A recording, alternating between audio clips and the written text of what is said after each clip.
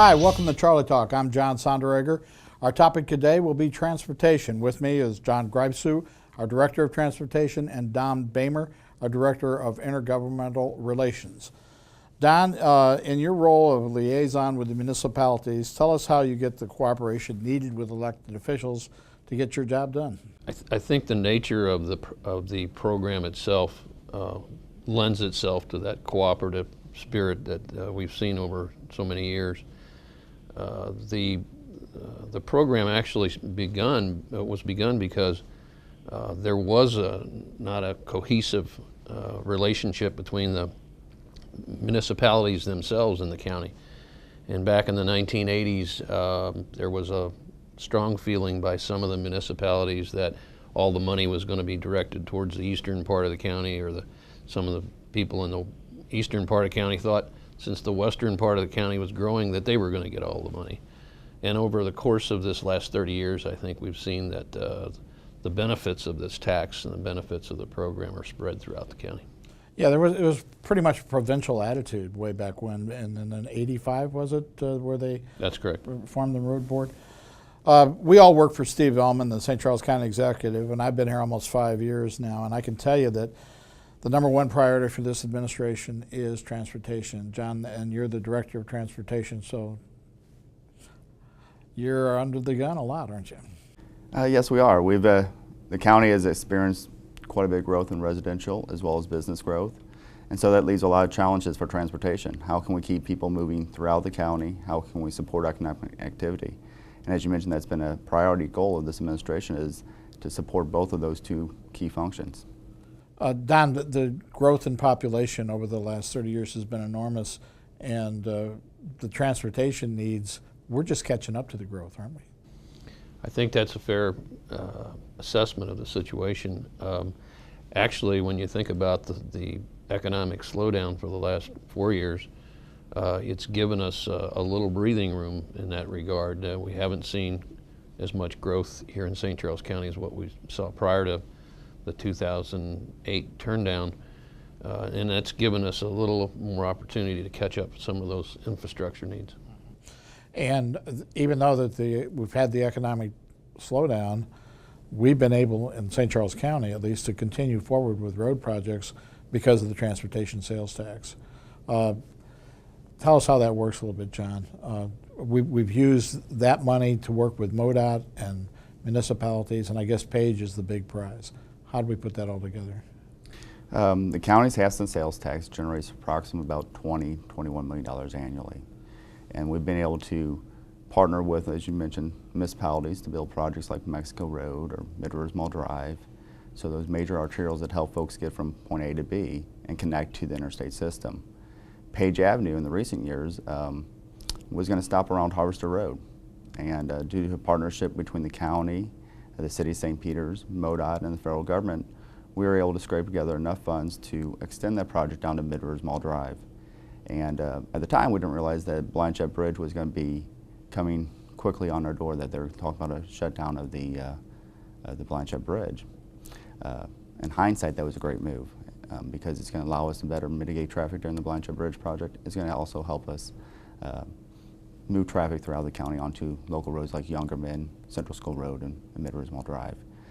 And then recently, just I think it was last year, we were able to put another partnership to extend Page Avenue from Mid-Rivers Mall Drive out to I-64, and that's going to be a design-build project similar to the I-64 project in St. Louis County.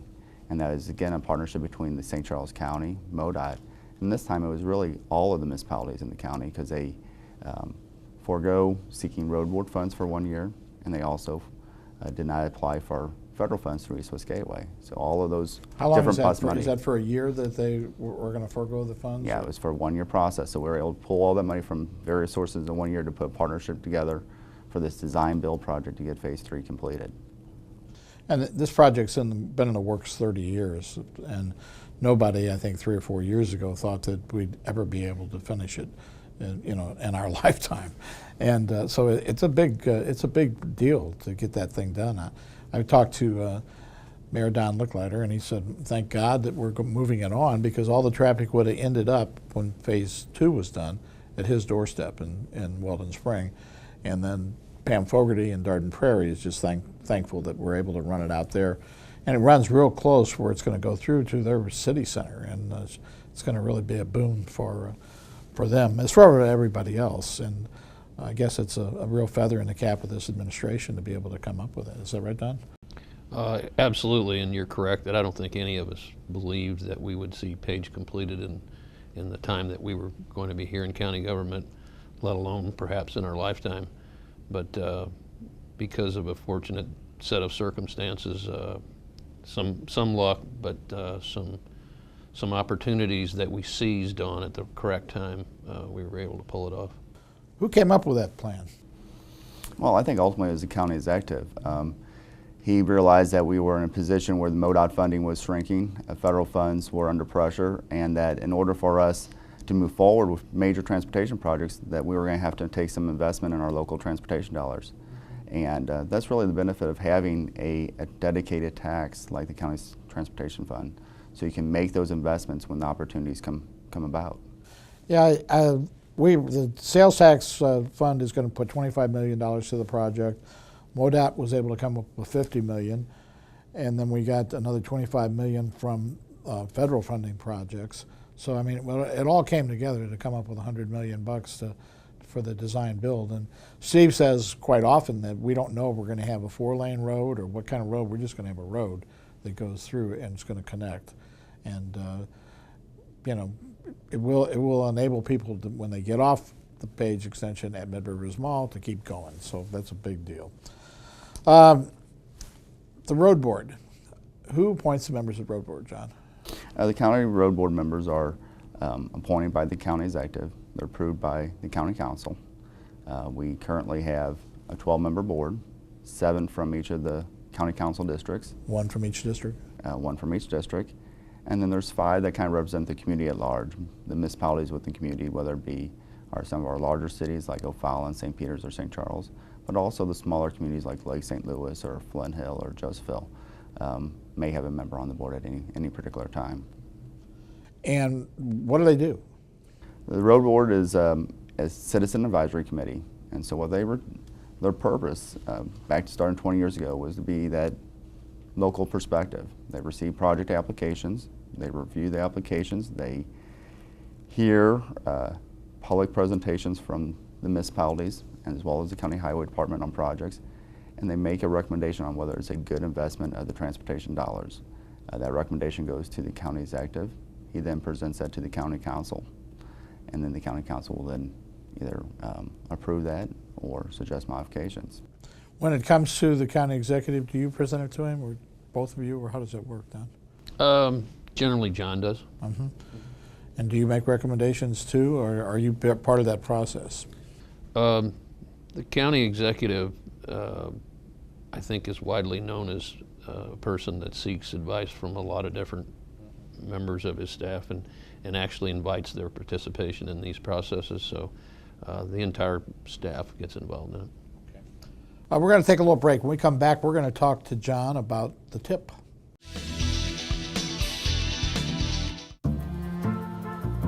Abandoned and lost.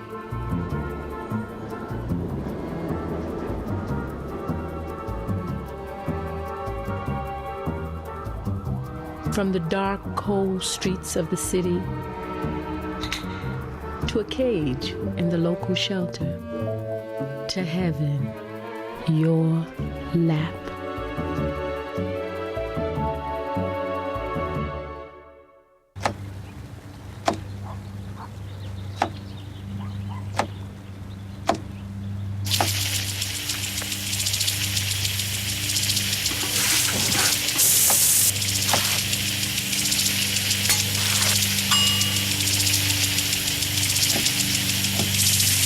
Clean kitchen surfaces, utensils, and hands with soapy water. 1 in 6 Americans will get sick from food poisoning this year. Keep your family safer. Check your steps at foodsafety.gov.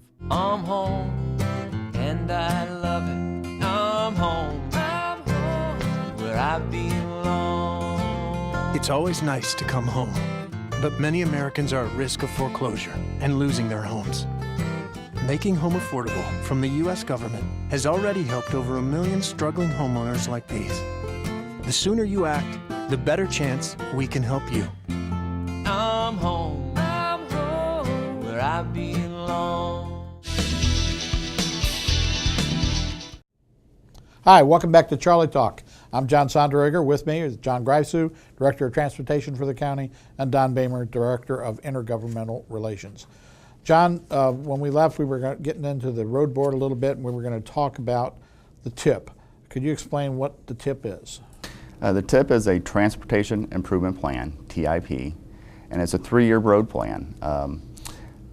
When we look at a road project, it takes a little bit of time to go through the planning process. You have to design the project, meet with the residents, acquire any right-of-way or land from the adjoining parcels, and then you actually have to build the project.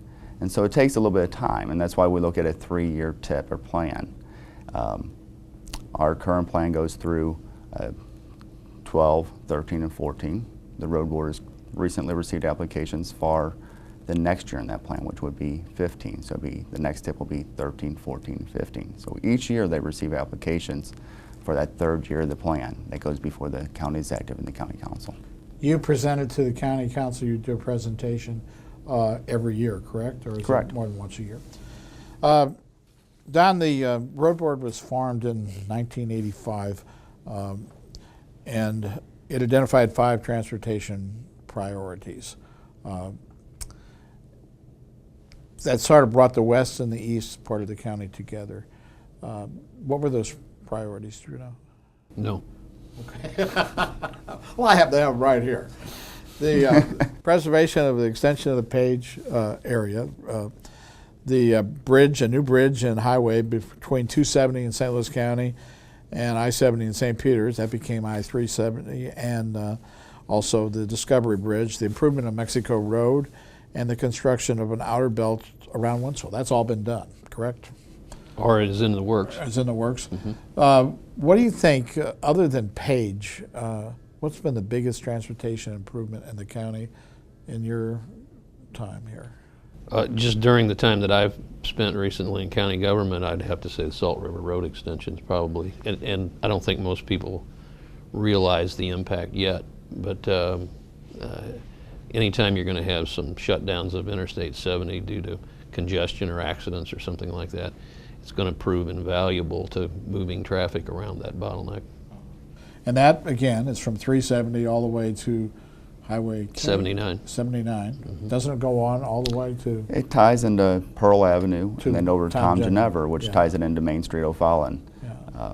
And I think adding to the project list would be Mexico Road. I think most folks that can remember Mexico Road as a 2-lane road realizes upgrading that to a 4 or 5-lane road, a road that goes from the city of St. Charles to St. Peters to O'Fallon, crosses multiple jurisdictions. Those are the type projects that really have been in the sweet spot for the road board to recommend and put into place. And without this tax, you'd have cities that would plan road improvement projects within their boundaries, but not look across the county as a region.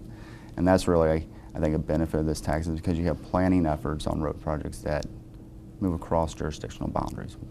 And that's your bailiwick there, is getting the people in all the municipalities to agree to cooperate on these things.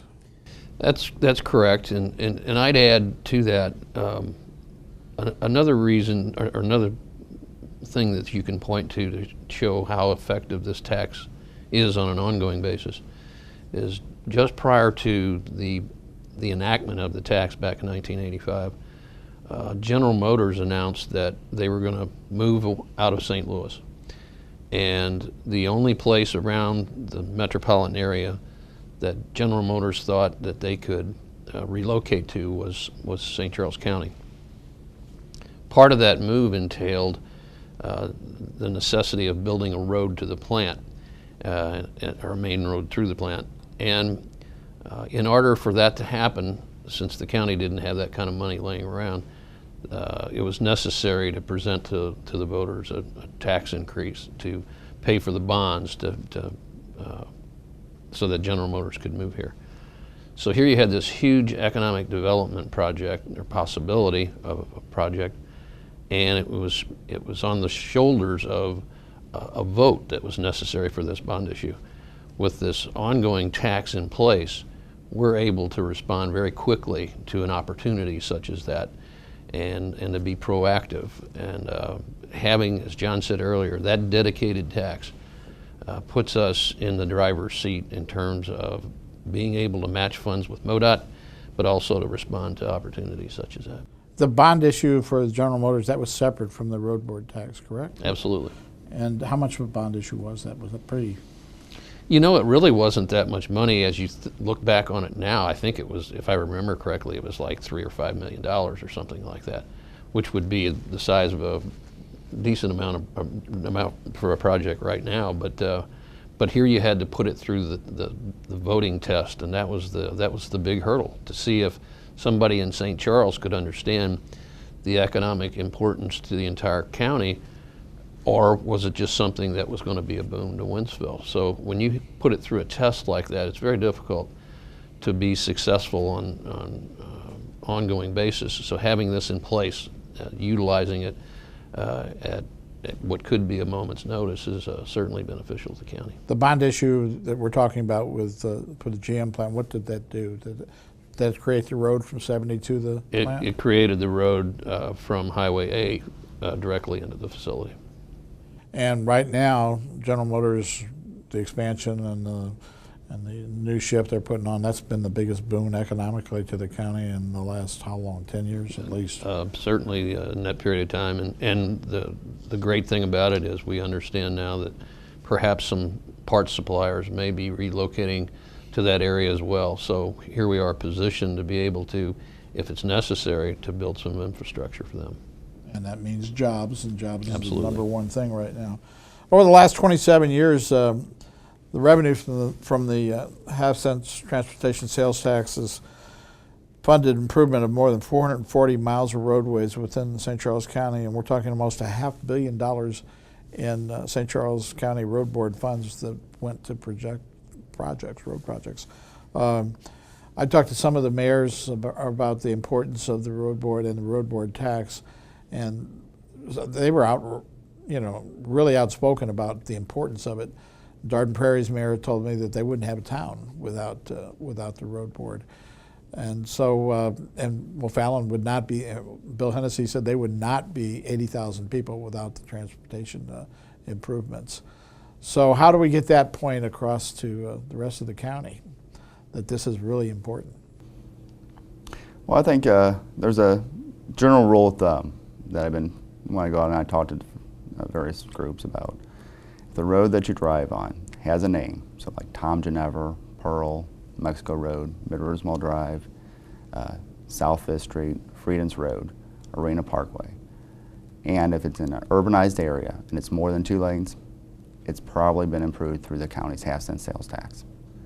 If you live out in the rural parts of the county, over $25 million has been spent on upgrading rural roads. So if you live on a rural road that's maybe 2 lanes, but it's not gravel, if you're not driving on a gravel road, you don't live on a gravel road on the rural part, you benefit through this tax in some way, because a portion of these funds each year go to upgrade those rural roads into a steady process to getting up to a standard to provide safety improvements.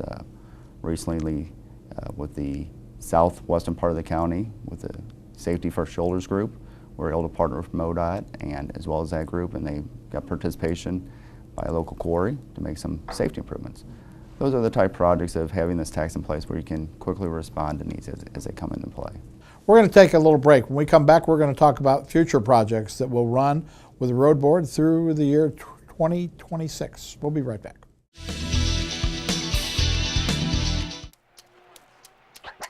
Today is Saturday. Today is Saturday. Salad on Saturday, fruit on Friday, double on Thursday. Water Wednesday, touch your toes Tuesday. Let's move Monday, sparkles next Sunday. All the healthy children eat well and move a lot. And move a lot. And move a lot. Eat well and move a lot. 60 minutes of physical activity a day and eating well can help get your child healthy. So keep them active and eating well every day. Skip a rope Saturday, freeze tag Friday, tap dance Thursday. Whole grains Wednesday, try a veggie Tuesday. Let's move Monday, split the sweet Sunday. Eat well and move a lot. Today is Saturday. Yeah. Today is Saturday. All the healthy children all the healthy children. Get ideas. Get involved. Get going at letsmove.gov. That's letsmove.gov. Packers. Vikings. Packers. Vikings. Vikings. Red state, blue state, vegan. Carnivore. We come from different places. Uptown. Downtown. Optimist. We come to different conclusions. Half empty. Half full. But when we live united, we create real, lasting change in the building blocks of life. The education, income, and health of our communities, Live our families, united. even the person next to us. Live united. Real change won't happen without you. So give, advocate, volunteer, live united. Sign up at liveunited.org. Hi, welcome back to Charley Talk. I'm John Sonderegger. We're talking transportation in St. Charles County with John Greifzu, our transportation director, and Don Boehmer of the county executive staff, the director of intergovernmental relations. John, we're looking ahead now for what's going to happen. I know a lot of people are thinking that the transportation roads in St. Charles County are almost done. So what are we going to do next? Well, first, thank you. I think when you think back to the 80s, we were sitting in severe congestion. And due to having this tax in place for nearly 30 years, we've been able to catch up a little bit on some projects. But if you look at what's predicted for St. Charles County over the next 30 years, East-West Gateway, which is the region planning committee or board, is forecasting that nearly 50% of the region's growth in the next 30 years is going to occur in St. Charles County. You look at the... Wait a minute, half of the region's growth is going to occur? They're saying half of it, you'll still have growth occurring in downtown St. Louis, St. Louis County, but they're predicting half of that new growth, new population is going to be in St. Charles County. St. Charles County or the Tri-County area out here? In St. Charles County. Wow. You look at the projections on our river bridges, the Missouri River bridges, the growth over that same period is projected to be nearly 22%. Over the last 10 years where we've been, we've seen a 30% increase in traffic on our Missouri River bridges.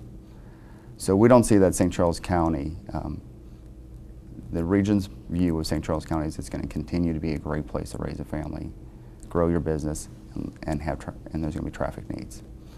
So if you look at those projections, the other things they're saying is that about 40% of the new jobs in the region are going to be created in St. Charles County.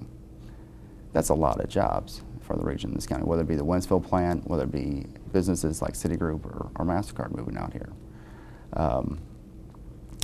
We have transportation needs that are going to always be in play. So we're not done? We're not done. Yeah. It's going to put pressure on our local roads like the Mexico and Mid-Rosemont Drive. How can we operate those more efficiently? It's going to put continued pressure on projects like I-70. I-70 was designed in the 1950s, and here we are, nearly 60 years later, expecting it to handle the demands of an urbanized community. So I-70 is going to be a primary focus as we move forward in the next 30 years, and as we continue to look how are we going to support the projected population growth in St. Charles County, as well as additional job and employment opportunities. Those are some big numbers you're throwing around there about the population. Are we talking about population growth? 50% of the area's population growth? They are. And the recent report they're saying was that we could expect over the next 30 years an increase of about 110,000 people. Really? Now, will we see all of that? I don't know. That's what East-West Gateway and the regional planners are predicting. And so as we try to plan and for that forecast, there's going to be a lot of needs. What's the I-70 corridor project, Don? What are we talking about there? We're studying a series of interchanges to ascertain how we can better handle traffic flow. But in addition to that, there's a component that John can speak to that looks at how this interstate system affects the business climate along that corridor. John, why don't you elaborate on that a little bit? When we look at the I-70 corridor, we notice that there are some areas that are underperforming. An example would be a lot of times on the northwest quadrant of an intersection. So if you're heading west on 70 and you're at Zembell Road, the northwest would be where the Culpeppers and there's an office building and there's some underutilized parcels that have high visibility. But the complaint we get from the drivers in that area and from the business owners is that you can see us, but it's hard to get to us because you have signals that are closely spaced together. And so when we look at what are the investments that we can make in the transportation system that's going to help support those businesses and make those places of business easier to get to. And this study will look at that. They're going to look on a mile on either side of I-70 and look for opportunities where our transportation system's not providing the adequate support to really create new development opportunities and allow things to grow. If you look at I-70, there's 30% of the ground along the I-70 corridor within a mile that sits vacant or underutilized. So when you look at, is there room for us to continue to expand and grow our economy out here on the I-70 corridor? The answer is yes. Are we talking about expanding I-70 or the interchanges and making the interchanges more usable? We're looking at making the interchanges and the outer roads more usable. The actual number of lanes on the interstate, it's landlocked. You have 50 years or 60 years of development along the corridor. There's not room to make more lanes. So we need to look at how can we make the I-70 corridor more efficient and easier to navigate back and forth across. What is the Gateway Green Light thing that we're going to do? Isn't that going to help with those congested areas with the... It will. Gateway Green Light is a partnership between the county and each of the municipalities in the county, as well as the Missouri Department of Transportation. And it's looking at the 335 signals that we have in the county and how can we better coordinate those so that you're not sitting at a red light, moving a few thousand feet forward to the next light sitting there. How can we allow traffic to progress through these corridors in a more efficient manner?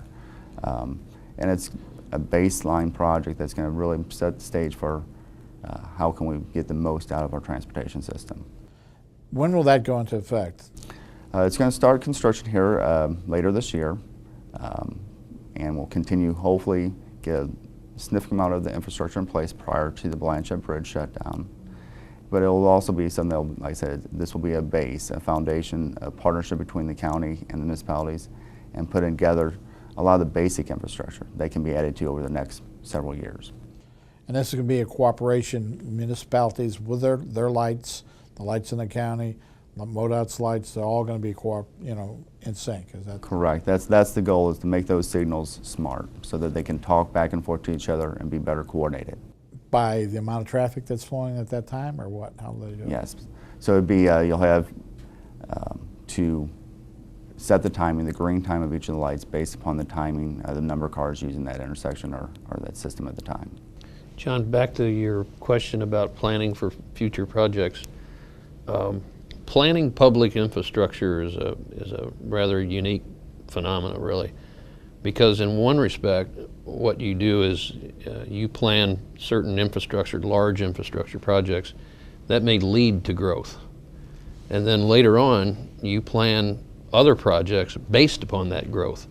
So we may run a large arterial road through a certain undeveloped area that leads to growth, and then you need to fund projects that accommodate that extra traffic flow. And that's what I think the pattern has been for quite some time. So we're able to accommodate both sides of that equation. And Wentzville keeps growing. Wentzville keeps growing, and I talked to the mayor and the public works director out there, and they both said they need roads to get people to and from work, and also to the retail establishment. It helps the economy too. So it's all one big circle, isn't it, John? It is, and we talked about Phase 3 of Page Avenue. That route will connect Lake St. Louis, the resident of Lake St. Louis, to the historic Main Street in St. Charles, and vice versa. The folks that live and reside in St. Charles will be able to easily travel out to the Meadows for shopping. And so it's not only getting commuters from point A to B, but it's how can we get folks to travel within the county more efficiently so that they can get to shopping destinations or friends or family in a way that makes sense and in more direct routes. And it also allows people from St. Louis County to come over here and shop too and enjoy our restaurants. Okay, that's all the time we have. Thank you, John. Thank you, Don. I'm John Sonderegger. This has been Charley Talk.